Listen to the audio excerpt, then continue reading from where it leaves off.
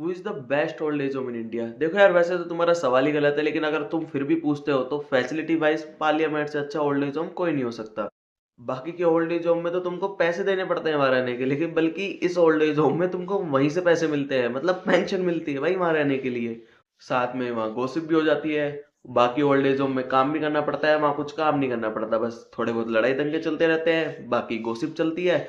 मतलब पूरा दिन ना एकदम चिल में कटता है, और साथ में वहाँ एयर प्यूरीफायर भी मिल जाता है, और क्या चाहिए।